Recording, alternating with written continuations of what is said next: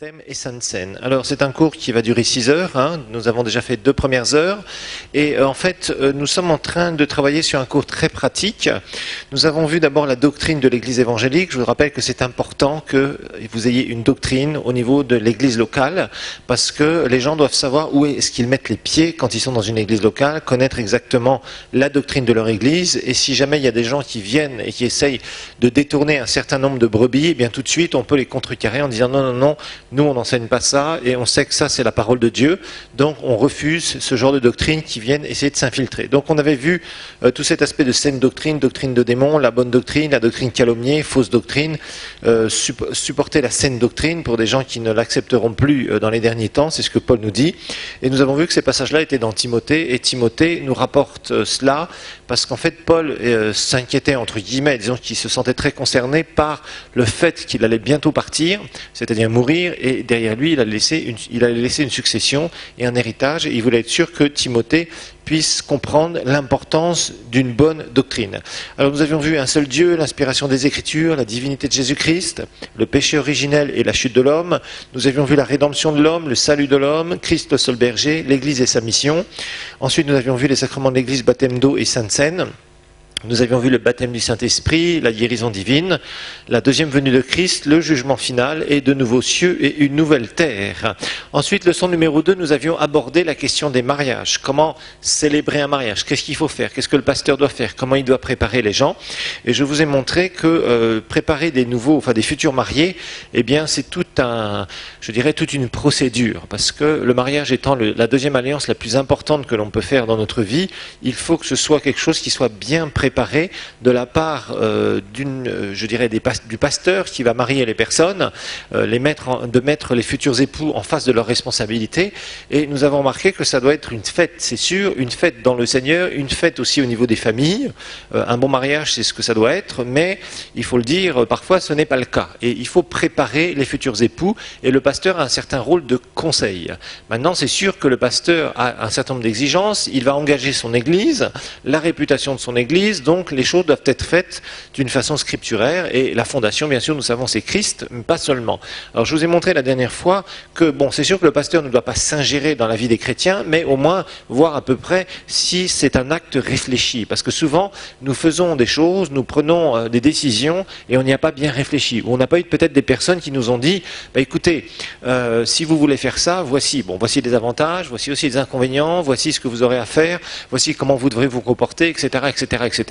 Et tout ça, ça fait partie de la vie. On ne peut pas se permettre de dire, voilà, on va se marier comme ça du jour au lendemain sur le petit coup de foudre, parce que parfois le réveil est très difficile. C'est ce qui se passe chez pas mal de gens parce qu'ils sont mal préparés. Donc, du côté du pasteur, il a une responsabilité de préparation vis-à-vis des futurs époux, et sa responsabilité n'est pas moindre. Maintenant, si les personnes sont nées de nouveau, qu'elles n'ont pas de problème de santé majeur, c'est-à-dire de maladies sexuellement transmissibles, comme nous allons voir d'ailleurs là, normalement, on peut célébrer un mariage. Maintenant, des fois, des pasteurs, en tout cas moi ça m'arrive parfois, je dois le dire, il y a parfois souvent des mariages où franchement, je suis entièrement satisfait. D'autres mariages, j'ai des doutes sur la suite. Je me dis, bon, ok, et je préviens les gens, je leur dis, vous savez, moi, personnellement, je vous demanderai d'attendre, etc., etc. Et si les gens insistent, on les marie, parce que je ne peux pas dire à quelqu'un, je ne le ressens pas, ceci, cela, donc je ne vous marie pas. Je ne peux pas dire ça à quelqu'un. En tant que pasteur, vous n'avez pas le droit de dire ça. Par contre, vous pouvez dire, voilà, moi, franchement, vos fondations-là, je trouve qu'il y a beaucoup de choses sur lesquelles vous devriez travailler d'abord, pour être sûr d'eux, etc., etc., pour être sûr que quand vous prenez cette décision d'une façon ferme, et que le mariage sera célébré, eh bien, vous connaissiez exactement vos responsabilités, et que vous soyez prêts. Donc ça c'est le rôle du pasteur, mais d'un autre côté, on ne peut pas dire à des gens non catégoriquement, à partir du moment où ils sont nés de nouveau, qu'ils disent on veut se marier, qu'ils disent on s'aime, voilà, bon, tout simplement. Maintenant on peut des fois essayer de leur mettre un peu de plomb dans la tête pour qu'ils retardent un peu leur mariage, de telle façon que les choses se fassent dans les meilleures conditions. Donc je vous ai montré qu'il y a un certain nombre de questions, hein, on a vu sur combien de temps ils se connaissent, quelle est leur relation, on a vu ça ensemble, s'ils sont nés de nouveau, bien écouter les 2 témoignages, pour quelle quelles raisons ils veulent s'unir, parce qu'il y a souvent des gens qui veulent s'unir pour des mauvaises raisons, hein, des raisons qui finalement sont des raisons de manque d'affection, de problèmes à la maison, ou familiaux, je ne sais pas, des gens qui commencent à vieillir et qui disent il faut que je me marie, des pressions familiales, quelqu'un qui dit je me marie parce qu'il est très beau, je me marie parce qu'elle est très belle, et j'en aurai pas une aussi belle qu'elle si je me marie pas avec elle, enfin toutes sortes de choses comme ça. Il y a plein de mauvaises raisons pour lesquelles les gens veulent se marier. Bon, et je vous rappelle que nous devons expliquer aux gens que le mariage, c'est sûr qu'il y a un côté spirituel, mais il y a aussi beaucoup de choses naturelles, des choses de bon sens. Et un bon mariage, d'abord, ce sont des bons amis qui s'aiment beaucoup et qui ont une relation beaucoup plus forte au bout d'un moment, qui sentent qu'il y a de l'amour entre eux au bout d'un moment et qui se connaissent bien et qui veulent faire un projet ensemble. Voilà. Et c'est ça un bon mariage. En dehors de ça, il n'y aura pas de bon mariage. Il y aura simplement des gens qui vont vivre là. Alors là, on a vu aussi tout un tas de trucs auxquels il faut faire extrêmement attention. Bon, d'abord la fréquentation de l'église. Donc on a parlé du côté spirituel, je vous le rappelle. S'il y en a un qui fait partie de votre église, si vous êtes le pasteur, et puis que l'autre n'est pas de l'église, il faut une recommandation pastorale. Éventuellement voir l'autre pasteur. Moi j'envoie toujours les deux voir l'autre pasteur. Je veux que le fiancé ou la fiancée se présente chez l'autre pasteur, s'il est en ville bien sûr. Parce que je veux que les gens connaissent la personne avec qui leur brebis va se marier. D'accord ? Alors on a vu aussi cet aspect que les gens doivent décider avant le mariage ce qu'ils vont faire. Les futurs époux, il est mieux pour eux de mettre au clair et si possible l'écrire dans un cahier, c'est encore mieux. De discuter ensemble sur quels sont les projets, qu'est-ce qu'on va faire sur ce domaine-là, l'église qu'on va fréquenter, etc., etc. Si les deux sont d'églises différentes, il faut qu'il y en ait un qui aille. Et que les deux aillent dans la même église après le mariage. Sinon, ça n'a strictement aucun sens. Bon, on a parlé de la situation financière aussi. Et là, je vous ai montré que le garçon, on doit le motiver. On doit lui dire, écoute, tu vas devenir un chef de famille. Donc là, tu ne peux pas te permettre d'avoir des petits boulots ou quoi que ce soit. Il faut que tu sois stable financièrement. S'il vous dit, j'ai pas un boulot avec un gros contrat, mais je fais mes propres trucs à côté, à droite à gauche, et je me débrouille dans la vie, bon, vous ne pouvez pas dire non. Vous dites simplement, ok, maintenant, est-ce que tu es sûr que tu pourras subvenir aux besoins de ton foyer ? S'il en est certain, c'est bon. Alors le caractère aussi, je vous ai dit que ça c'est très important. Des gens jaloux, des gens coléreux, des gens qui ont des gros problèmes de caractère, il faut qu'ils les règlent avant le mariage. Ce n'est pas le mariage, ce n'est pas le fait d'être marié qui va régler leur problème de caractère. Hein. Donc ça aussi, il faut être très prudent, parce qu'on a beaucoup de gens qui sont comme ça, qui ont des gros problèmes, des gens qui veulent dominer, par exemple, le futur mari qui est vraiment comme une sorte de tyran déjà, il commence à faire des pressions sur sa fiancée, ou au contraire la fiancée qui est en mal. Vous savez, il y a des gens, ils sont malheureux d'être nés filles. Hein. Je connais comme ça, hein, des filles qui auraient aimé être un garçon. Ça arrive parfois, parce qu'ils voient que les hommes sont un peu plus dominateurs dans la société, et il y a des filles qui regrettent presque, mais désolé, le Seigneur nous a fait comme il nous a fait, tout simplement, et puis c'est tout. Mais je sais qu'il y a des gens qui préféraient être hommes plutôt que femmes, parfois. Alors, vous voyez, bon, il y a ces choses-là qu'il faut regarder, le caractère, et le caractère ne se détecte pas si vous avez commencé, ou vous connaissez quelqu'un qui habite à l'autre bout de la planète, et simplement vous communiquez avec la personne par Internet. Ça, c'est extrêmement mauvais. Il faut que les gens se voient, il faut que les gens vivent des situations ensemble, et il faut regarder l'un et l'autre réagir. Comment il réagit, comment elle réagit devant les situations, quand il y a des pressions, qu'est-ce qui se passe, etc., etc. Ensuite, on a parlé des dettes, tout se dire à propos des dettes, parce qu'il y a des gens qui ont des problèmes avec l'argent. Et croyez-moi, quand vous êtes marié avec quelqu'un qui a des problèmes, qui constamment dilapide l'argent n'importe comment du foyer, ça pose des problèmes. Surtout si vous êtes la femme, parce qu'il faudra s'occuper du foyer et vous vous retrouvez avec des histoires, des problèmes, des gens qui vous téléphonent, des amis qui vous disent oui, tu sais, j'ai prêté de l'argent à ton mari, et puis ton mari, ah bon, j'étais pas au courant, etc. Et puis alors ça crée beaucoup de problèmes. Ok ? Donc il faut être clair vis-à-vis des dettes, savoir ce qu'il y a comme dette. Si le garçon commence à emprunter toute la somme, tout le montant dont il a besoin pour le mariage, ça c'est mauvais. Il doit avoir mis un peu d'argent de côté, c'est normal, même tout. Parce que s'il commence à emprunter en disant oui, j'ai prié pour que le jour du mariage il n'y ait pas de problème, on puisse avoir tout, je puisse rembourser toutes mes dettes, ça c'est pas bon du tout, ça c'est le genre de personne. Vous savez, ici avec les histoires de comité de mariage, parfois c'est grave. Il y a des fiancés qui arrivent avec, je sais pas moi, 1/50 de la somme totale du mariage et ils disent à leur comité, le reste c'est vous qui allez le trouver. Je suis désolé, mais si tu as peu d'argent, tu ne te maries pas, tu attends. Tu te prépares. Si tu n'es pas capable de te préparer dans le naturel au niveau finance, en tant que garçon, c'est que tu as un problème. Maintenant, toujours pareil, faites un mariage à la hauteur de vos finances. Dans le monde entier, on voit des gens qui veulent des mariages somptueux. C'est très bien. Mais si tu n'as pas trop de finances, fais un mariage plus simple. Ça sert à rien de t'endetter pour un mariage. Fais quelque chose de plus simple. Il n'y a pas de honte à avoir un mariage plus simple. C'est pas parce que tu auras une super Mercedes du dernier modèle que tu auras loué je ne sais combien, ou une Hammer, ou je ne sais quel truc, que tu vas louer 5 ou 600 dollars juste pour une journée, plutôt qu'une voiture plus simple que tu aurais loué 50 dollars ou 30 dollars, qui aurait été tout aussi bien, qui aurait fait l'affaire. C'est pas parce que tu as une grosse bagnole que tu es un grand. Non, tu n'es pas un grand. Tu restes toujours un petit à ce moment-là. Parce que tu as fait des dettes pour louer ton truc. Bon, vous voyez, non, les gens ont des idées des fois, parce qu'ils voient leurs amis. Alors ils voient leurs amis, ils disent, ah ouais, comme il a fait ça, moi je dois faire ça, sinon j'ai la honte. Désolé, fais selon ton budget. Tout simplement. Et puis quand tu grandiras, que tu auras plus de sous, tu feras autre chose. Et puis c'est tout. Bon, la différence d'âge aussi, je vous ai montré qu'il y a parfois des personnes qui ont des différences d'âge importantes. Et là, il faut se poser la question, est-ce que la fille ne cherche pas un père plutôt qu'un mari? Ça arrive parfois. Et puis le monsieur qui a déjà 50 ou 60 ans et qui veut se marier avec une fille de 20 ans, ça colle pas non plus, vous voyez. Ça, c'est pas normal. Il ne faut quand même pas exagérer, il y a quand même une décence quand on est chrétien. Donc il faut être clair là-dessus, et il faut que le pasteur donne des conseils. Alors se dire tout, la vérité avant le mariage, c'est très important. Tout ce qui s'est passé relationnellement, si tu as eu des histoires, tout ce que tu veux, tu expliques, les deux s'expliquent, vous faites une soirée, le garçon invite la fiancée au restaurant et il lui dit tout et elle lui dit tout. Comme ça, on met tout à plat, on nettoie tout et on est tranquille. Comme ça, il n'y aura pas de soupçon quel qu'il soit, parce que c'est mauvais sinon. D'accord? Alors, les dialogues, la planification, c'est important, je vous ai expliqué. Mettez-vous d'accord avant le mariage, que ce soit clair. Il faut leur dire combien d'enfants vous voulez, qu'est-ce que vous voulez faire, est-ce que vous allez refaire des études, est-ce qu'il y en a un, etc. Je dis qu'il était inacceptable que des gens planifient de se marier alors que dans 6 mois, ils savent qu'ils vont partir 2 ou 3 ans étudier dans un pays du monde, je ne sais où, etc., etc. Ça, c'est tout à fait inacceptable. Les jeunes mariés doivent être ensemble, doivent vivre ensemble. Les premières années du mariage, ce sont les années où on construit normalement, et ce sont des années qui sont importantes à tous les points de vue. Et quand on commence déjà à savoir qu'on va briser au bout de 6 mois le mariage, parce que, entre guillemets, briser dans le sens où on va partir pendant X années, durée indéterminée, ça c'est tout à fait inacceptable. Personnellement, moi ça me fâche vraiment de voir des situations comme ça, je trouve ça tout à fait inacceptable. Bon, alors la vision de la sexualité aussi, il faut en parler, c'est quelque chose auquel vous aurez à faire face. Il faut préparer les gens, il faut leur dire, bon, il y a la procréation, il y a le plaisir, d'accord, il y a des gens qui ont une sexualité qui est très forte, d'autres qui l'ont moins. Si tu te maries et on conseille, si une jeune fille veut se marier et qu'elle ne veut pas que son mari la touche, qu'elle ne se marie pas, sinon ça va être une catastrophe. Il risque d'avoir de sacrés problèmes. Il faut être clair. Et vice-versa pour le garçon. En général, les hommes sont plus attirés par ce côté-là que les femmes. Alors ensuite, la contraception, ça aussi il faut en parler, parce que c'est quelque chose auquel on a à faire face. Je vous ai montré que des fois, il y a des familles comme ça qui ont plein d'enfants, et puis les enfants sont mal lotis, on les nourrit mal, il n'y a pas de santé pour les enfants, l'éducation, c'est l'éducation minable, etc. Et c'est vraiment pas un bon reflet, et c'est pas juste. Donc tout ça, il faut en parler, mais en parler avant.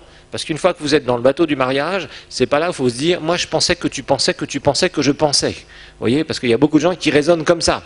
Hein, mais non, mais moi je pensais que tu pensais ça, mais que tu pensais que tu m'avais dit que tu pensais que... Vous voyez? Et puis c'est finalement, ça crée des conflits. Et la majorité des conflits qui sont générés dans le mariage, ce sont des conflits parce qu'au départ, on n'était pas d'accord, parce qu'on n'en a pas parlé. Donc le pasteur doit mettre au point, et doit voir. Et vous savez, quand on rencontre des futurs mariés, rapidement on peut le détecter. On voit rapidement si ces gens se parlent ou s'ils sont très distants. Je vous ai dit, en général, quand ils rentrent, vous les faites asseoir sur un canapé. Si déjà il y en a un qui se met à l'angle du canapé et l'autre à l'autre angle du canapé, déjà ça veut dire que c'est des gens qui ne se parlent pas.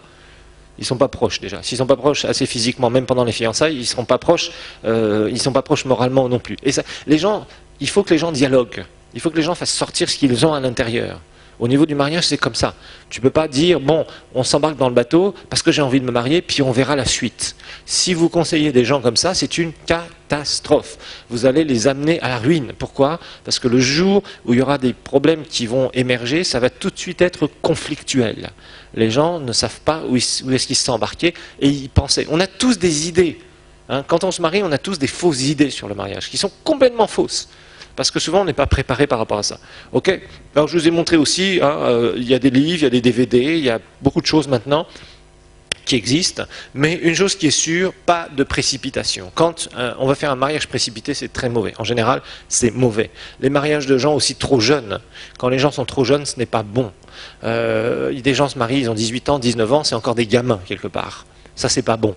Il vaut mieux attendre un peu, conseiller, qui attendent un peu, qui mûrissent un peu, surtout les garçons. Il faut savoir que les garçons prennent de la maturité après, c'est après 30 ans qu'ils prennent de la maturité. Avant 30 ans, en général, ils sont très immatures.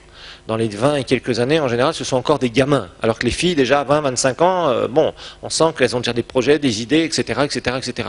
Et les garçons sont beaucoup plus enfants, longtemps, il faut dire ce qui est, donc il faut que ça se réveille petit à petit, mais ça se réveille avec le temps. Après, mesdames, vous êtes très largement dépassées par les messieurs. Alors, numéro 2, les documents médicaux nécessaires. Les documents médicaux nécessaires. Alors personnellement, moi je demande plusieurs choses. Bon, il est clair qu'il y a certaines maladies comme le sida. On ne peut pas marier des gens qui ont le sida, ça c'est clair. Donc il faut être au courant. Il y a des gens qui ne se font pas tester malheureusement et qui ont des problèmes. Donc personnellement, moi c'est quelque chose que je demande obligatoirement. Et je pense que ça devrait être universel. On le fait beaucoup en Afrique, mais ça devrait être universel. Si des gens sont infectés par le VIH, on ne peut pas les marier décemment. Ça, c'est la deuxième condition. Vous voyez, la première condition, c'est spirituel. La deuxième, c'est le VIH. Ça, c'est les deux conditions avec lesquelles on ne peut pas marier quelqu'un. Il faut être clair. On ne peut pas décemment unir des gens qui vont se transmettre l'un à l'autre, je dirais, une maladie qui est mortelle. C'est pas possible. Donc ça, il faut être clair. Et il y a des choses qu'on doit prévoir. D'accord ? Alors, moi, les conseils que je donne, souvent, c'est que les mariés fassent ce qu'on appelle un check-up. Vous avez d'ailleurs, dans certains pays, on oblige, par exemple, je crois qu'on fait ça en France, si mes souvenirs sont bons, mais il y a d'autres pays où on oblige, si vous voulez vous marier à la mairie, on vous oblige à passer certains examens médicaux. Et je trouve que c'est bien, c'est une bonne chose, pour éviter justement un certain nombre de problèmes. Moi personnellement, je le demande, je demande. Il y a des examens conseillés. Vous savez, il y a différentes choses. Des fois, on ne sait pas. Des fois, on grandit comme ça, on ne fait pas attention. Il m'est arrivé de voir des gens qui avaient des problèmes, de tuberculose ou d'autres problèmes pulmonaires, par exemple. Il y a des choses qu'on peut détecter. Donc, quand les gens se marient, autant qu'ils fassent un check-up. Ils vont chez le médecin, chez un généraliste, puis aussi, ils font quelques examens, des radios, des examens de sang, etc. Par exemple, il y a des incompatibilités de sang aussi. Il faut le savoir, qu'il y a des personnes, quand elles ont des enfants ensemble, eh bien, il y a il y a une chance sur 4 qu'ils aient un enfant qui ait certaines maladies chroniques, constantes. Vous voyez, le gamin va être constamment malade, etc. Donc, ça, c'est des choses qu'il faut savoir à l'avance. Ce n'est pas un obstacle au mariage, mais là où le pasteur a son rôle à jouer, c'est de prévenir, de dire aux gens, voilà, faites quelques examens, faites un certain nombre de choses, c'est pour vous. Je dis aux gens, moi, c'est pour vous. C'est pour que vous sachiez où vous vous embarquez. Une fois, j'ai marié comme ça quelqu'un et j'avais donné des conseils justement pour qu'il fasse un certain nombre d'examens médicaux. Et le mari m'a dit après, merci pasteur, parce que j'ai une tache au poumon et je ne le savais pas. Donc maintenant, je vais la surveiller, cette tache. Vous voyez, la tuberculose, par exemple, ça peut arriver. Des gens attrapent la tuberculose, ils ne le savent pas au début. Alors, plutôt que tu ailles enterrer ton mari ou ta femme, c'est mieux de détecter tôt. Tu détectes, tu prends quelques médicaments, tu es soigné, et puis c'est terminé. L'hépatite A se soigne, la B se soigne très difficilement, et la C ne se soigne pas normalement. Bon, mais quand même, il y a un certain nombre de choses. Il y en a certaines où vous pouvez prendre un vaccin, je ne sais plus, je crois que c'est la B, pour pas qu'elle soit transmissible, parce que c'est transmissible sexuellement. Alors, il y a des gens, on se demande pourquoi ils tombent malades, pourquoi ils se retrouvent avec des problèmes. Souvent, les gens n'ont même pas de bon sens. Je me souviens un jour d'un chrétien, il ne voulait pas faire vacciner ses enfants parce qu'il marche par la foi. J'ai dit, c'est quoi ça? J'ai dit, c'est n'importe quoi. C'était en Europe. Il m'a écrit un email, je lui ai ri au nez. Je lui ai dit, mais franchement, c'est n'importe quoi. Non, on a quand même un certain nombre de choses que la science nous donne dont il faut se servir. Ce n'est pas un manque de foi, c'est une question de bon sens, tout simplement. D'accord? Mais il faut faire attention, parce que souvent les chrétiens sont dans des problèmes qu'ils ont générés eux-mêmes ou qu'ils auraient pu éviter. Et les problèmes de santé, on peut en éviter énormément. Voilà, bon.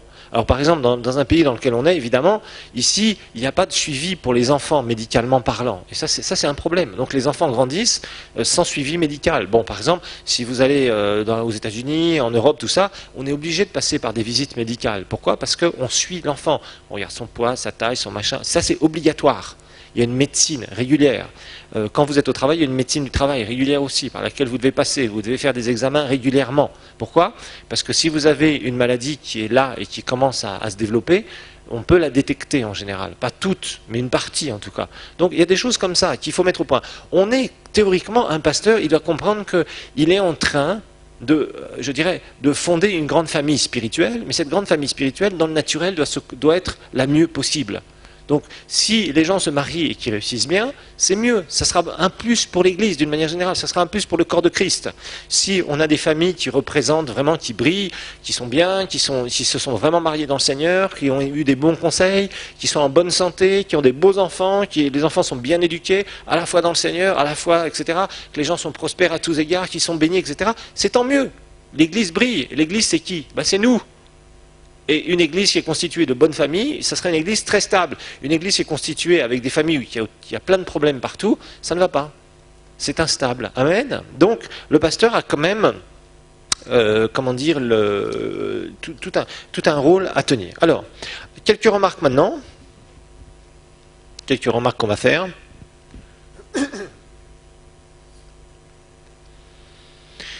Puis après, on va parler de la cérémonie telle quelle, la cérémonie type. Alors, il faut organiser, c'est-à-dire souvent les gens, une fois que ils ont passé tout cela, qu'ils vous ont ramené des tests, ce que je demande aussi personnellement, c'est un test de grossesse avant le mariage, quelques semaines avant. Si la fille est enceinte, je ne marie pas la fille et le garçon. J'attends personnellement que la fille ait accouché. Je leur dis de régulariser leur mariage à la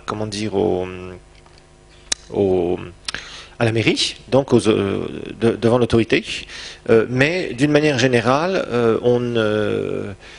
moi j'attends que l'enfant naisse, et après, si on fait une régularisation en prévenant l'église, et on fait une régularisation à la maison. Mais on ne fait pas une cérémonie comme si de rien n'était. On va expliquer pourquoi après, d'accord? Alors, l'organisation de la cérémonie doit être faite d'une façon simple et chacun doit prendre ses responsabilités. La responsabilité de l'Église, c'est que la cérémonie se déroule bien.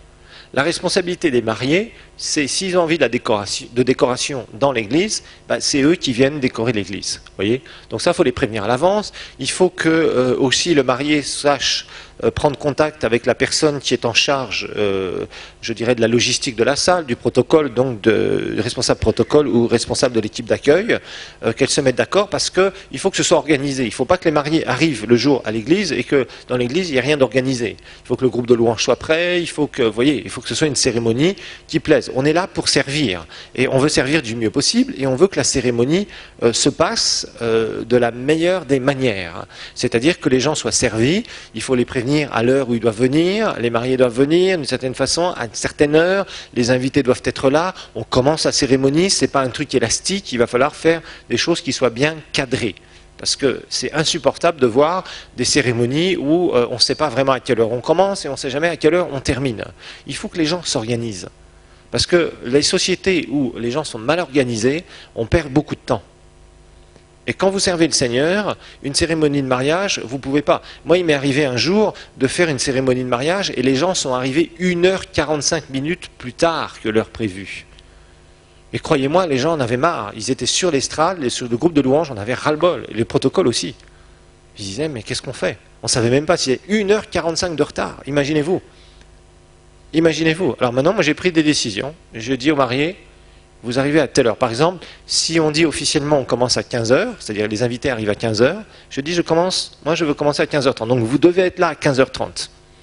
Si vous êtes là plus tard, je dis j'écourterai la cérémonie. Mais en général, moi 16h45, un peu avant 17h, c'est fini. Même s'ils arrivent à 16h30, je leur fais leur cérémonie en 15 minutes. Ça, ils sont prévenus. Ah, mais il faut être clair. Il faut être clair. Ils viennent, ils ont un service, mais ils doivent respecter l'église et le pasteur. Si les gens ne veulent pas respecter, c'est tant pis. On les prépare, on prépare tout le monde, on amène les gens. C'est pas les personnes qui vont dire j'avais envie de dormir un peu plus ou on n'avait pas prévu ça. Si, ils doivent s'organiser. Sinon, on vit en société, sinon on ne s'en sort pas.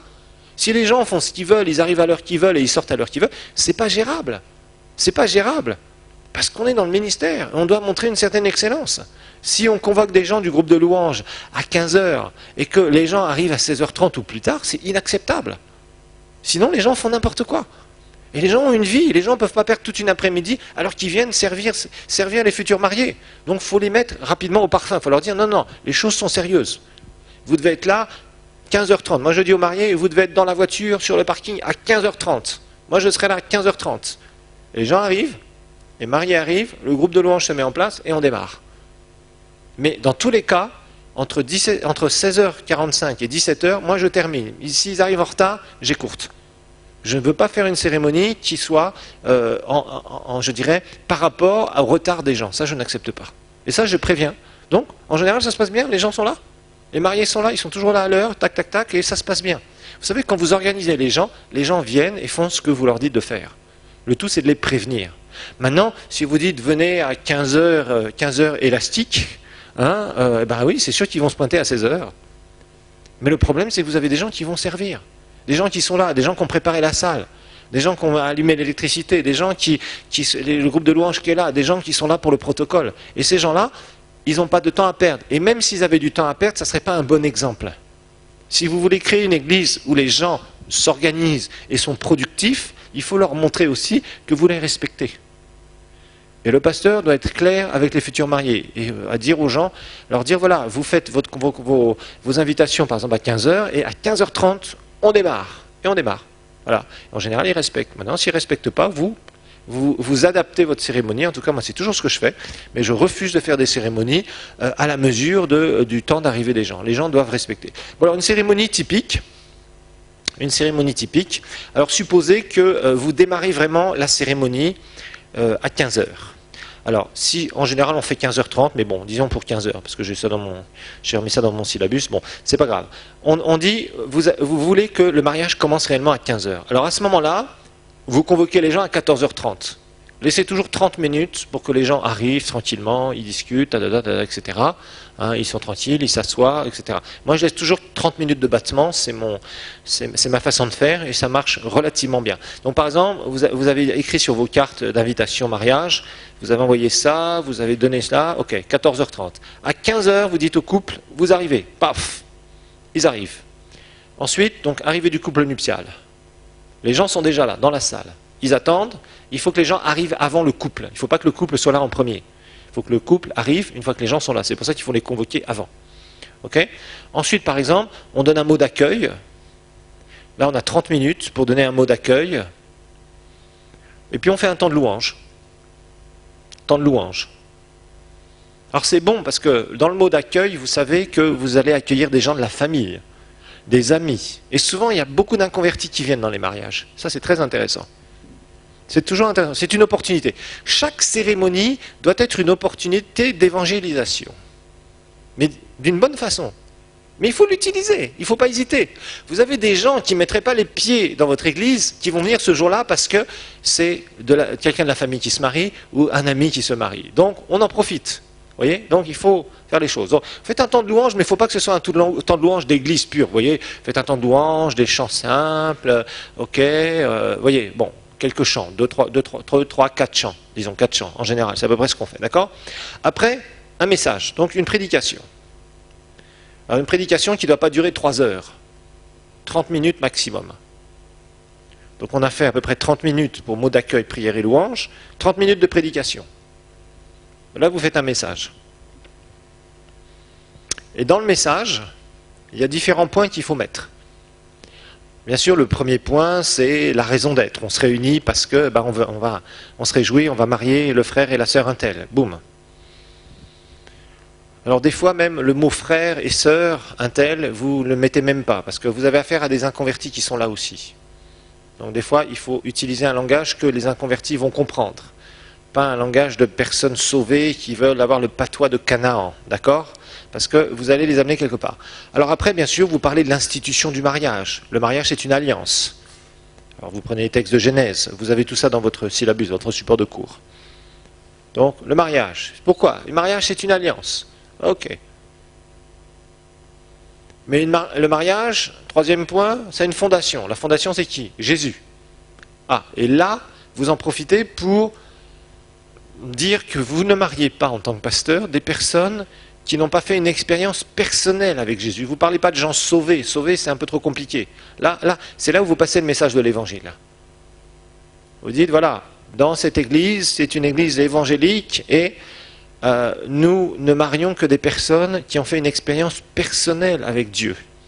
Parce qu'on peut rencontrer Dieu. Et c'est là où vous infiltrez le message du salut. Et vous expliquez que les deux ici, que vous êtes en train de marier, le futur marié, donc le marié et la mariée, ce sont deux personnes avec qui vous avez parlé et qui ont fait une expérience personnelle, qui sont capables de témoigner d'une expérience personnelle avec Jésus, d'une rencontre personnelle avec le Seigneur. Donc ça interpelle. Les gens sont là, il y a des gens qui sont inconvertis qui écoutent ça. Ils sont en train d'écouter le message de l'Évangile sans le savoir. Parce qu'ils sont dans une cérémonie de mariage et vous êtes là et vous leur donnez le message de l'Évangile. Bon, par exemple, moi je prends le texte de Matthieu 7 très souvent, Matthieu 7, verset 24 à verset 27, où Jésus nous dit à propos de construire sa maison sur le sable ou sur le roc. Et je prends les images, le torrent qui va couler, et le vent qui va souffler, etc., etc. Tout ça, ce sont des images de l'adversité. Et je dis, vous voyez, sur les deux maisons, il va y avoir de l'adversité. Mais il y en a une qui est sur le roc et une qui est sur le sable. Celle qui est sur le roc, c'est l'image de construire sa vie sur le Seigneur Jésus-Christ, qui est mort pour vous et ressuscité pour vous. Donc, vous annoncez le message de l'Évangile. Vous n'êtes pas là en train de faire une prédication, vous n'allez pas faire un appel et faire lever des gens, mais vous annoncez le message de l'Évangile. Vous expliquez qu'être chrétien, c'est passer par une expérience personnelle. Et puis, après, quatrième point, en tout cas que j'aborde tout le temps, c'est Éphésiens 5. Éphésiens 5. Et là, dans Éphésiens 5, au verset 25 à 33, nous avons des recommandations sur la vie de couple.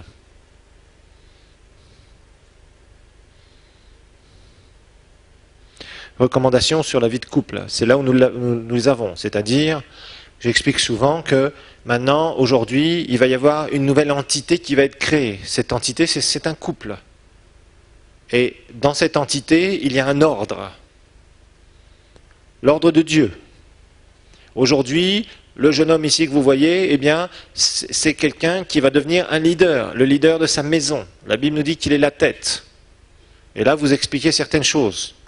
La différence entre la tête qui doit aimer son épouse par rapport au tyran et au dictateur.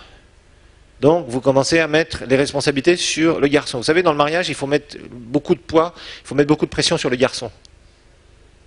Amen, mesdames.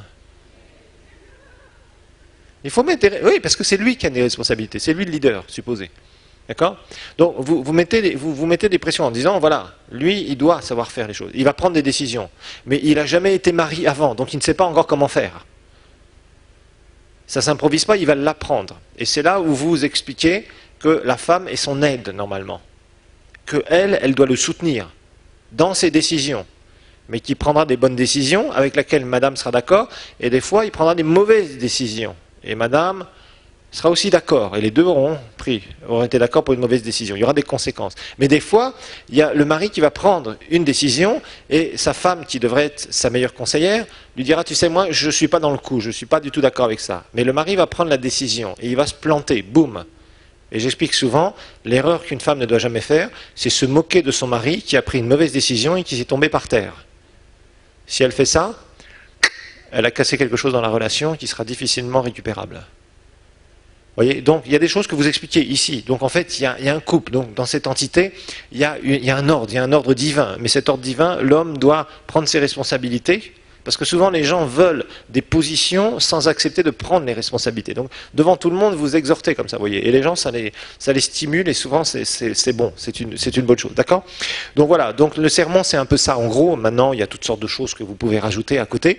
Mais en tout cas, c'est au moins la fondation d'un sermon qui doit être donné pour le jour du mariage. Donc la présentation des mariés, qui a institué le mariage est une alliance. Donc la fondation Jésus-Christ, on marie que des personnes qui sont dans le Seigneur. Et puis les principes divins. Et j'explique toujours avec Éphésiens 5, ce sont des principes généraux, mais si une de ces lois est violée, c'est foutu. Par exemple, la femme qui veut commencer à usurper l'autorité du mari, c'est une catastrophe. Le couple ne marchera pas. Le mari qui fait n'importe quoi, qui prend n'importe quelle décision qui est irresponsable, ça ne marchera pas. Vous voyez ? Il y a quelques principes comme ça que la Bible nous donne, et à ce moment-là, il faut que les gens soient mis au point. Comme ils ont eu des enseignements, ils le savent normalement, avant le mariage. Mais il faut leur rappeler publiquement. Ok? Alors après, on fait l'échange de vœux. Échange de vœux, là, vous expliquez que le mariage, c'est une alliance. Une alliance se fait publiquement. C'est pour ça que les gens sont là, qui viennent au mariage. Ils sont là comme des témoins publics que, effectivement, telle et telle personne se sont bien unis devant le Seigneur. Et là, il y a échange de vœux. Alors bon, c'est des formules toutes faites que vous avez dans votre support de cours. Frère X, es-tu d'accord pour prendre pour épouse la sœur Y, ici présente, c'est bien la bonne, de l'aimer, de prendre soin d'elle tous les jours de ta vie. Et il doit répondre, il doit dire oui ou non. Il va dire oui, bien sûr. C'est pas dans les films, des fois, vous savez, il y a des films comiques qu'on fait comme ça, où vous avez la cérémonie à l'église, et juste au dernier moment, le garçon ou la fille dit non, et elle fuit, ou il fuit avec sa robe de mariée ou avec son costume, et puis il y en avait un autre qui l'attendait dehors. C'est pas des films, nous sommes dans l'église de Dieu. Ok? Mais, comment dire, bon, alors, après, il y a les vœux à répéter publiquement. Alors, il y a des formules que vous faites répéter morceau de phrase après morceau de phrase. Parce que c'est un jour où il y a beaucoup d'émotions, donc il faut aider les mariés. Hein, vous ne pouvez pas les laisser seuls, vous leur dites de répéter une phrase, et puis la phrase est trop longue. Non, les gens, le cerveau marche doucement, ils sont dans un rêve. Hein. Le jour du mariage, c'est toujours un rêve. Des fois, ça devient un cauchemar, mais justement, c'est ça qu'il faut éviter. Mais normalement, ça doit devenir un beau rêve, ok? Mais c'est un rêve, le jour du mariage, c'est un rêve. Chaque personne qui s'est mariée dira, c'était comme je n'avais pas l'impression d'être là. D'abord, ils sont tellement concentrés sur la préparation, sur la robe, le costume, les repas, les machins, les trucs, que les gens ont la tête complètement ailleurs. Et quand ils viennent, ils arrivent toujours, surtout le mari, là, il est comme ça. Il est fatigué parce qu'il a dû tout préparer, en général, et ils sont complètement dans un rêve, d'accord? Donc il faut y aller tout doucement, émotionnellement parlant. Alors moi, j'accepte en accord avec la parole de Dieu pour te prendre pour épouse, de t'aimer, de prendre soin de toi, etc. Donc vous avez des formules consacrées. Ensuite, bien sûr, on pose la même question à la mariée, si elle est d'accord pour prendre pour époux le frère, etc. Elle doit répondre oui, bien sûr, devant tout le monde, des applaudissements. Enfin, ce qu'il faut aussi, c'est rendre un peu vivant une cérémonie, c'est intéressant. Moi j'accepte, etc. Donc elle répète. Après, vous pouvez par exemple faire 1 ou 2 chants, une fois qu'il y a eu l'échange de vœux. Et puis après, c'est le passage des alliances, des bagues. Ok? Donc là, on va présenter ça. Alors bon, il y a des formules aussi consacrées. Prends cette alliance, passe-la à ton épouse, il est le signe de votre engagement. Déclare cette alliance, est le signe de notre engagement d'amour en tant que couple uni, etc., etc. On fait pareil avec la mariée. Et puis après, évidemment, une fois qu'ils se sont passés donc les alliances, on considère qu'ils sont mariés, mais là il y a quand même une déclaration. C'est bien de faire une déclaration, c'est-à-dire que le pasteur, il déclare, nous déclarons en ce jour, date du dadada, que frère X et la sœur Y se sont unis par les liens du mariage devant le Seigneur. Voilà. Ensuite, vous priez. Il y a la prière, la fameuse bénédiction. Ok? Rappelez-vous, une chose qui est bénie par le Seigneur d'avance, nous avons juste en tant que pasteur à acquiescer, à prier à l'avance. Mais quand ce n'est pas béni par le Seigneur, en général, vous pouvez prier tout ce que vous voulez, même user vos mains, si vous voulez, en imposant les mains, ça ne marchera pas.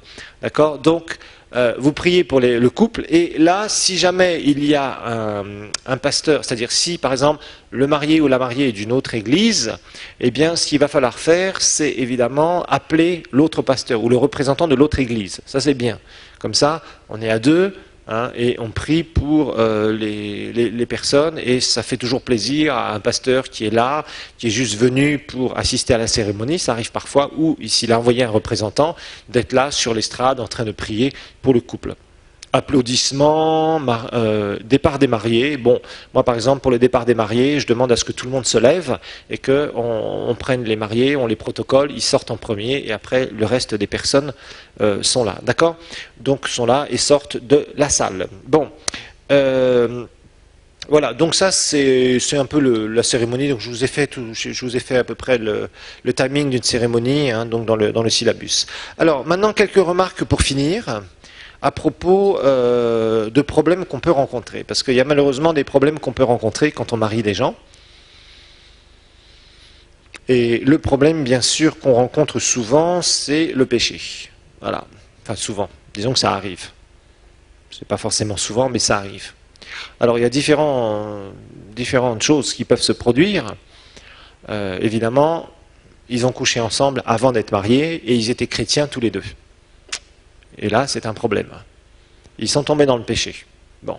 Alors, il y a des gens, malheureusement, qui essayent de tout voiler. Je ne peux pas comprendre comment on cherche à tromper un serviteur de Dieu. La fille est enceinte, et on ne dit rien, et il faut faire le mariage très rapidement. Je vous ai dit, en général, les gens qui veulent des mariages ultra rapides, C'est jamais bon. Soit c'est un mariage qui est fait sur un coup de foudre, c'est pas bon. Soit c'est un mariage où on cache des réalités du péché, malheureusement. Et à ce moment-là, ce n'est pas bon non plus. Donc, de toute façon, accepter de marier des gens qui sont dans le péché et faire comme si de rien n'était, ce n'est pas bon. On ne peut pas faire ça. Donc, comme je le disais précédemment, moi personnellement, si une fille est enceinte, on attend, elle accouche, ils ont leur bébé, et seulement après, quelques mois après, pas le lendemain de l'accouchement, quelques mois après, en général, je demande aux gens de venir me revoir, ou ils viennent me revoir directement, et à ce moment-là, on fait une régularisation. Donc c'est plus un mariage tel quel, on fait une régularisation. Une régularisation, c'est quoi? C'est simplement la chose suivante, c'est que des gens sont tombés dans le péché, on ne peut pas leur faire les services de l'Église et mettre l'Église en avant en disant on fait comme si de rien n'était. Dieu pardonne le péché, rappelez-vous, mais il y a des conséquences à nos péchés. D'accord? Ça, il faut toujours s'en rappeler. Il y a des conséquences. Et surtout quand il s'agit de filles qui ont été mises enceintes par des garçons, les deux étaient chrétiens, on ne peut pas se permettre de dire on fait comme si de rien n'était, on fait un mariage entre guillemets classique avec une cérémonie. C'est pas possible de faire ça. Pourquoi? C'est vrai que Dieu pardonne. On peut pardonner aussi en tant que pasteur parce que ça a mis un discrédit sur l'Église, c'est clair, si c'est des gens de l'Église qui sont là et qui ont couché ensemble et dont la fille est enceinte. Mais d'un autre côté, si vous faites comme si de rien n'était, les gens vont se dire, mais finalement, c'est pas grave. On peut faire tout ce qu'on veut avant le mariage, et puis le pasteur, lui, il laisse passer ça, et on a un mariage comme les autres. Et ça, c'est pas gérable. Ça veut dire qu'on commence à dire que le péché n'est pas grave. Et ça, c'est dangereux pour l'Église de Dieu. Rappelez-vous, c'était le problème auquel Paul avait à faire face. C'est-à-dire des gens qui étaient dans le péché, et on ne faisait rien, et on laissait comme si c'était normal. Et rappelez-vous ce que Paul a dit, un peu de levain fait lever toute la pâte. C'est de l'hypocrisie, c'est en fait, on fait comme si de rien n'était, les gens sont là, et l'Église commence à être infectée par toutes sortes de choses, et en fait on dit c'est pas grave, tu vas juste voir le pasteur, tu demandes pardon, et on fait comme si de rien n'était. Et ça, c'est pas gérable. Dans l'Église, il doit y avoir de l'ordre. Il y a de la discipline dans l'Église locale.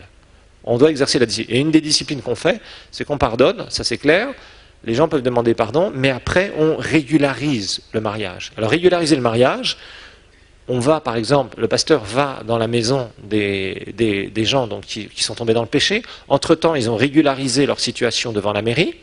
Ils ont eu leur enfant. Et à ce moment-là, vous leur dites, bon, prévoyez un petit comité d'une vingtaine de personnes, des amis, de la famille. Et à ce moment-là, j'irai chez vous et je prierai pour vous. Et j'expliquerai aussi votre situation. Et aussi, ce qu'on fait souvent, c'est qu'il faut le dire à l'Église. On dit, voilà, ces gens-là étaient dans le péché.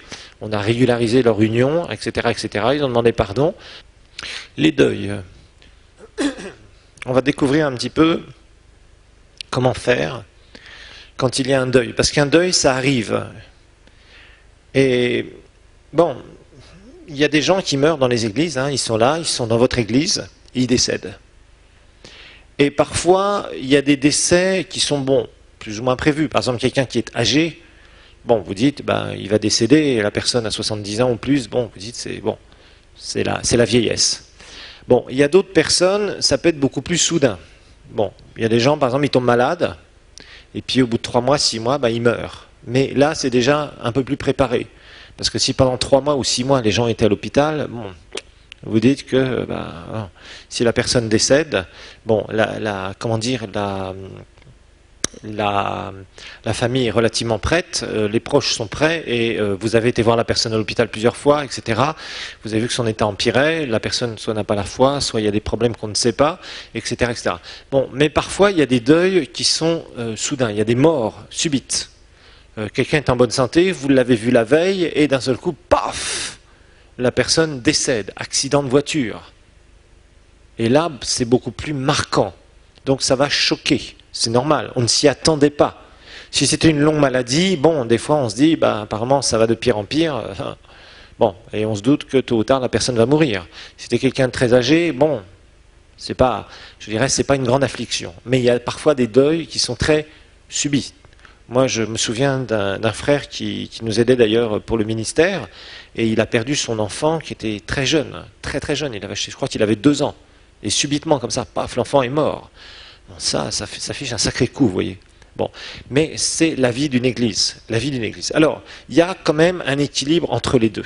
Il va falloir amener les gens à, particulièrement quand vous allez faire cette cérémonie de deuil, il y a un certain nombre de choses à faire. Vis-à-vis des familles aussi, il y a un certain nombre de choses à faire. Et il y a des choses à ne pas faire. La chose à ne pas faire, c'est de dire le Seigneur a repris. Ça, c'est la phrase qu'il ne faut jamais prononcer, qu'on entend souvent de la part des pasteurs. Le Seigneur a repris. Vous voyez une femme, elle a 4 enfants, en bas âge, le Seigneur a repris ton mari. Cette sœur en Christ, elle va avoir de l'amertume dans son cœur. Parce qu'elle va se dire, mais attends, moi j'aimais mon mari, tout se passait très bien, il est mort et Dieu me l'a repris. Et je ne comprends pas, Dieu m'a donné, Dieu a donné, Dieu a repris, que le nom de l'Éternel soit béni. Vous vous rappelez de Job, avant qu'il soit touché par le Seigneur. Voilà, ça c'est le genre de réflexion stupide qu'on peut entendre, il faut le dire. Dieu ne reprend pas ni ses serviteurs, ni ses enfants, ou quoi que ce soit. Ok ? Donc, ça, c'est vraiment la bêtise qu'il ne faut jamais dire ou qu'il ne faut jamais entendre. Parce que croyez-moi, ça ne va pas consoler quelqu'un, ça va créer une amertume chez la personne. Il y a des fois des personnes qui décèdent, on ne sait pas. On a prié pour eux, on a été d'exercer la foi, on a eu même des gens qui étaient puissamment utilisés par Dieu, qui ont prié pour eux, et les gens décèdent. Ça, vous ne savez pas. Vous ne savez pas. L'important, c'est que la personne soit au ciel. Ça, c'est clair. Donc, il va falloir un équilibre entre l'affliction et la consolation. Regardez ce que Paul nous dit dans 1 Thessaloniciens 4. Et ça, c'est un texte qu'il faudra souvent utiliser. 1 Thessaloniciens chapitre 4. Paul nous en parle d'une certaine façon. À partir du verset 13, il dit « Nous ne voulons pas, frères, que vous soyez dans l'ignorance au sujet de ceux qui dorment, c'est-à-dire de ceux qui sont morts en Christ, afin que vous ne vous attristiez pas comme les autres qui n'ont pas d'espérance, c'est-à-dire comme les inconvertis, les païens. » En effet, verset 14, 1 Thessaloniciens 4, si nous croyons que Jésus est mort et qu'il est ressuscité, nous aussi, nous croyons que Dieu ramènera aussi par Jésus avec lui ceux qui sont endormis, c'est-à-dire qui sont morts en Christ. Et voici en effet ce que nous vous déclarons d'après une parole du Seigneur, nous les vivants, restez pour l'avènement du Seigneur, c'est-à-dire le premier retour de Christ, l'enlèvement, je vous le rappelle, nous ne devancerons pas ceux qui sont endormis, ceux qui sont morts en Christ, qui sont au troisième ciel et qui sont morts. C'est car le Seigneur lui-même a un signal donné à la voix d'un archange, au son de la trompette de Dieu, descendra du ciel et les morts en Christ ressusciteront en premier lieu. Ensuite, nous les vivants qui serons restés, nous serons enlevés ensemble avec eux dans les nuées, à la rencontre du Seigneur dans les airs, et ainsi nous serons pour toujours avec le Seigneur. Regardez verset 18, ce qu'il dit. Paul dit, « Consolez-vous donc les uns les autres par ces paroles. » Donc Paul nous dit clairement que quand nous enterrons quelqu'un qui est sauvé, nous n'avons pas la même perspective que des païens. Vous voyez, il nous parle clairement ici. Il nous dit, au milieu du verset 13, afin que vous ne vous attristiez pas comme les autres qui n'ont pas d'espérance. Ok ? Et verset 18, il nous dit, consolez-vous donc les uns les autres par ces paroles. Pleurer parce que tu perds un être cher, ce n'est pas un péché. On a des émotions, nous sommes des humains. Dire, moi je ne pleurerai pas devant la mort de mon enfant, moi je ne pleurerai pas devant la mort de ma femme, ou de mon mari, ou de ceci, ou de cela, d'un être bien-aimé, ça c'est de l'orgueil. Non, il faut être clair. On a des sentiments, nous sommes des humains. Mais tu pleures pas comme le monde pleure. Le monde est sans espérance. Quand le monde pleure un mort, il ne sait pas, il ne connaît pas Dieu, il est désespéré par rapport à ça. Toi, tu peux faire aller tes sentiments dans ces moments-là parce que c'est un moment difficile que tu vis. Et quand tu vis un moment difficile, pleurer, entre guillemets, soulage. C'est un sentiment qui est normal. De pleurer, c'est quelque chose qui est normal. D'accord ? Et ce n'est pas du tout anti-biblique.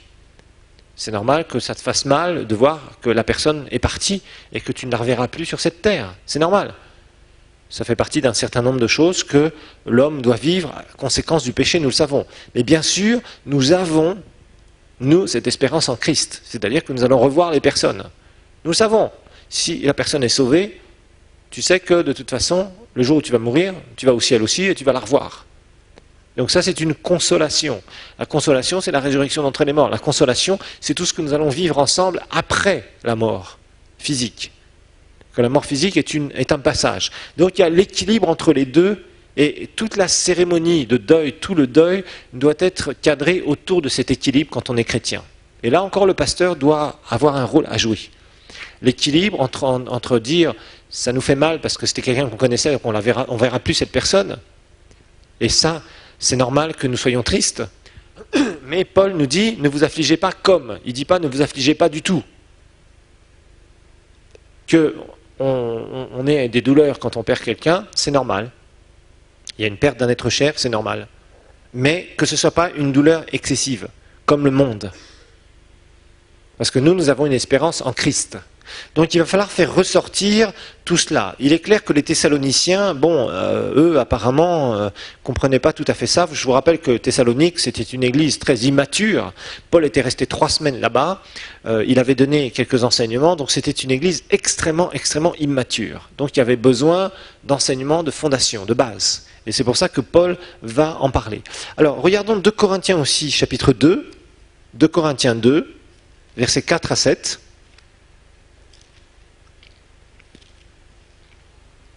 « 2 Corinthiens 2,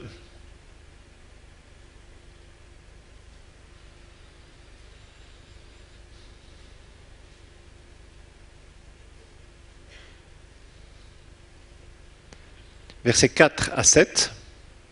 C'est Paul qui nous parle d'affliction à propos de l'Église de Dieu.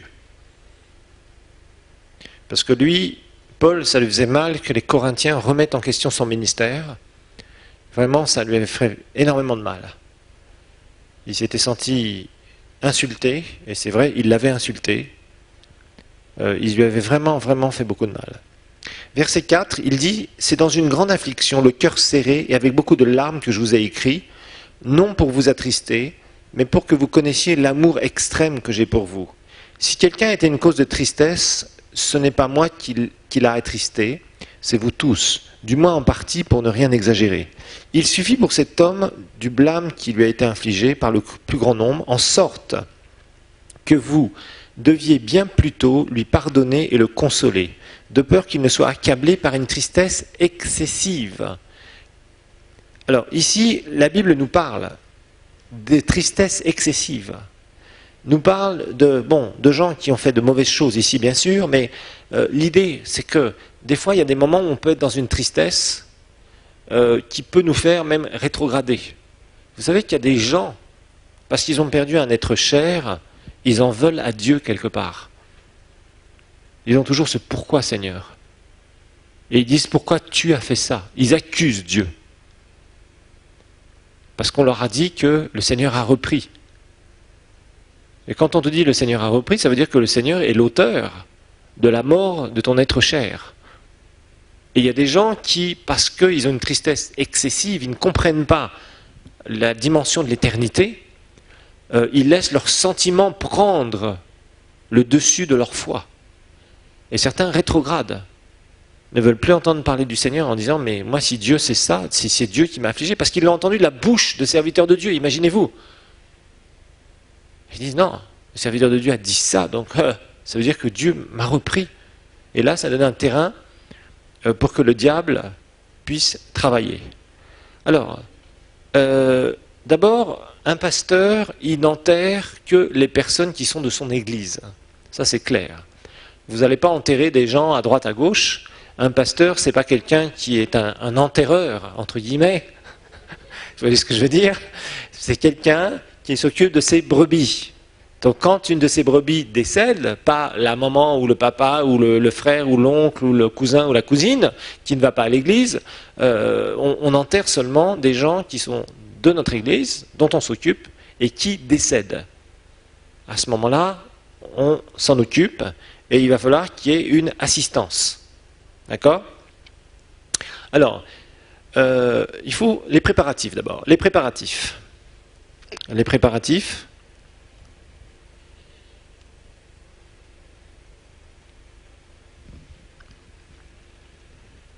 Et dans les préparatifs, il faut avoir du tact. Il ne faut pas faire n'importe quoi.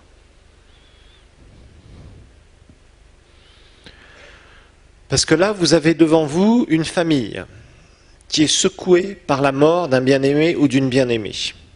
Parfois, cette famille est sauvée, même elle peut être dans votre église.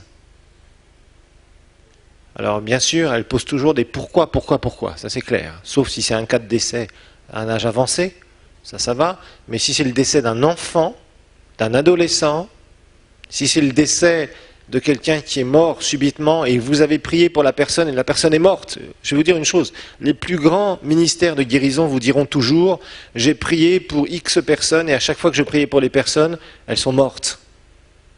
La plupart des ministères de guérison vous diront ça. Et après, Dieu a touché ces ministères-là et ils ont reçu une puissante onction. Mais personne n'a 100% de résultats, nous le savons. Donc, parfois vous avez prié pour la personne, on vous a appelé pour prier, et la personne est morte. Et après, vous allez aller dans la famille, qui vous avait déjà appelé pour prier pour la personne, et la personne est morte. Donc évidemment, ce n'est pas toujours facile à gérer. Et il y a des gens qui réagissent très mal par rapport à ça. Bon, les gens sont secoués. Donc, ils sont secoués, et certains même sont complètement épuisés. Par exemple, si quelqu'un est mort d'une longue maladie, toute la famille a été à l'hôpital pendant des mois, des fois des années, et au bout d'un moment, la personne décède. Je vous garantis, ces gens-là, ils sont épuisés. Ils sont épuisés dans tous les sens. Ils sont épuisés souvent spirituellement, ils sont épuisés moralement, ils sont même épuisés physiquement, parce que avoir eu quelqu'un à l'hôpital pendant des années ou des mois, c'est difficile. Ça prend du temps, ça devient une priorité. On s'est concentré là-dessus. Et puis souvent, ils sont même épuisés financièrement. Parce qu'ils ont tout donné pour que la personne soit soignée, de la famille. Donc ce sont des situations où il faut avoir beaucoup de tact. Et là, le pasteur, il ne peut pas s'imposer. Il doit demander les volontés de la famille. Qu'est-ce que vous voulez qu'on fasse pour vous aider? Pour la cérémonie de deuil. Vous voyez? Donc là, il faut se rencontrer. Et des fois, il y a des familles qui diront, mais on ne sait pas comment faire. Parce qu'évidemment, ça ne se passe pas tous les jours, un deuil dans une famille. Heureusement d'ailleurs. Donc il y a des gens, ils ne savent pas comment faire. Comment est-ce qu'on fait? Des fois, c'est des nouveaux convertis. Et là, ils vous posent la question, qu'est-ce qu'on a l'habitude de faire dans l'église? Bon, donc vous allez les conseiller. Il faut les conseiller intelligemment. Il faut leur expliquer qui prend en charge quoi. L'église prend en charge la cérémonie. Le reste, c'est la famille qui doit s'en occuper. Vous voyez? Donc il faut leur expliquer, parce qu'il y a des gens, ils ne savent pas comment faire. Bon. Alors, des fois, il y a des gens, par exemple, il y a le membre de la famille qui était sauvé, c'était le seul qui était de la famille qui était sauvé, et il faisait partie de votre église. Et la famille était par exemple opposée à sa foi. Dans ces cas-là, la famille va vous dire, vous êtes qui, monsieur? On ne vous connaît pas ici, parce qu'ils sont déjà opposés. Vous voyez bien ce qui s'est passé, etc., etc. Ils ne réalisent pas que la personne était sauvée, ils ne savent pas. Donc vous êtes le malvenu, vous n'êtes pas le bienvenu, vous êtes le malvenu. Et on vous dit simplement, on ne veut pas vous voir. Ok. À ce moment-là, vous ne vous imposez pas, vous n'allez pas dire, non, c'était ma brebis, donc nous ferons l'enterrement dans mon église. Vous ne jouez pas à ça. Si les gens ne veulent pas, c'est la famille qui reste, si c'est la famille qui est inconvertie, et dit non, on va faire ça dans une église traditionnelle, ou on va faire ça comme ça, ou ceci ou cela. Vous dites ok, ça va. Vous dites simplement, bon, est-ce qu'on peut venir assister quand même, parce que c'était quelqu'un qu'on connaissait. En général, ils vous disent oui. Et vous venez simplement, non pas en tant que ministère, mais vous venez en tant que personne qui connaissait le défunt, vous voyez, ou la défunte. Mais vous ne pouvez pas vous imposer. Dans un deuil, on ne s'impose pas. On demande à la famille qu'est-ce qu'elle veut. Et vous respectez les désirs de la famille, dans la mesure des possibilités, bien évidemment. Vous voyez? Donc ça, c'est quelque chose qui est important parce que sinon, ça peut créer vraiment des tensions supplémentaires qui sont inutiles. Et rappelez-vous, c'est une famille qui vient d'être ébranlée. Elle vient de vivre un événement tragique. Elle vient de vivre une tragédie. Donc vous devez être sage. En tant que pasteur, vous devez être sage. Vous devez faire attention pour pas que les gens se sentent frustrés ou que ça se passe très mal. Ok, on va s'en arrêter là pour ce cours et après je vais vous montrer en général la prédication typique qu'il faut faire pour un enterrement.